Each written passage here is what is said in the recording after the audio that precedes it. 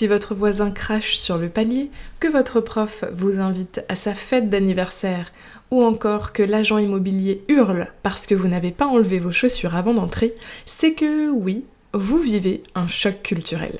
Et si vous voulez comprendre pourquoi, vous êtes au bon endroit. Je m'appelle Emeline Godichaud et je vous souhaite la bienvenue sur Cross Culturel.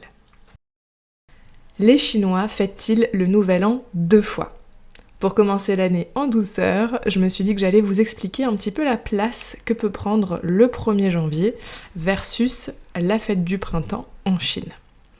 Alors concrètement, pour répondre à cette question, est-ce que les Chinois fêtent le 1er janvier ? La réponse courte c'est oui, mais pas du tout de la même manière dont on fête le 1er janvier en France.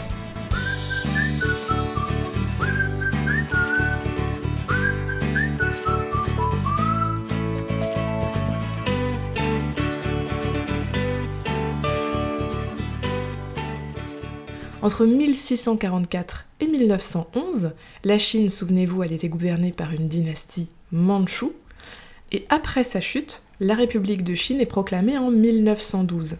Et à cette période, à une période où on veut se rapprocher de l'international, le 1er janvier est officiellement adopté en Chine comme début de l'année pour s'aligner sur les standards internationaux. L'idée, c'est de montrer qu'on suit les normes internationales, qu'on s'intègre au monde, bien que la fête du printemps reste la fête la plus importante culturellement.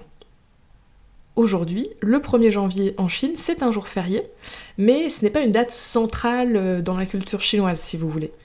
Concrètement, le 1er janvier, c'est surtout célébré dans les grandes villes chinoises, entre amis ou en couple. Ça peut être aussi vu comme une célébration un peu romantique. On sort, on marque le coup, mais c'est une fête plutôt commerciale. C'est aussi l'occasion de faire le bilan de l'année écoulée, et donc le bilan, les Chinois le font 2 fois, puisque ils fêtent également la fête du printemps, qui est leur véritable nouvel an. Récemment d'ailleurs, je discutais avec ma prof de chinois, je fais un petit coucou d'ailleurs, puisque je sais qu'elle écoute ce podcast, et elle m'expliquait que lorsqu'elle était enfant, le 1er janvier, c'était pas du tout célébré en Chine. C'est quelque chose qui a évolué ces dernières années, sous l'influence occidentale, et c'est devenu un peu comme chez nous, on se sent un peu obligé de sortir pour marquer un petit peu le coup, pour faire la fête. Mais le Nouvel An en Chine, la fête qui compte vraiment, c'est le Nouvel An lunisolaire. C'est la fête célébrée depuis des millénaires sur le territoire. On l'appelle Chunjie, la fête du printemps, et non Nouvel An chinois comme on l'entend souvent en Occident. La date de la fête du printemps change chaque année puisqu'elle a lieu lors de la nouvelle lune suivant le solstice d'hiver. Et c'est la fête majeure du calendrier chinois. À cette occasion, il y a 7 jours fériés officiels, donc c'est quand même quelque chose d'important puisqu'il y a très peu de congés en Chine. Et du coup, puisqu'on a ces 7 jours, des millions de Chinois vont rentrer chez eux pour célébrer ce moment en famille.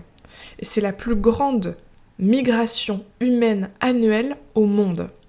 Sur le plan culturel, c'est une fête qui est très très ritualisée, on en avait parlé précédemment dans ce podcast. Il y a des décorations rouges à l'entrée des maisons, il y a des enveloppes rouges qui sont données aux enfants, ou tout du moins aux plus jeunes, non mariés. On va organiser des repas familiaux très codifiés, on va se rendre au temple. Voilà, donc il y a de nombreux rituels avant, pendant et après la fête. Et chaque année est également associée à un animal et à un élément. 2026, par exemple, sera placé sous le signe du cheval, associé à l'élément du feu, célébré entre le 17 février et le 3 mars.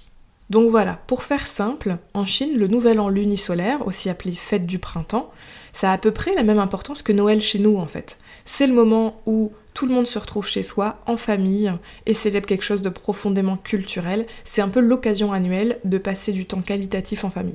En revanche, le 1er janvier, c'est une fête internationale, mais qui n'a pas d'importance culturelle. Et voilà, c'est tout pour cette petite amuse-bouche de la rentrée.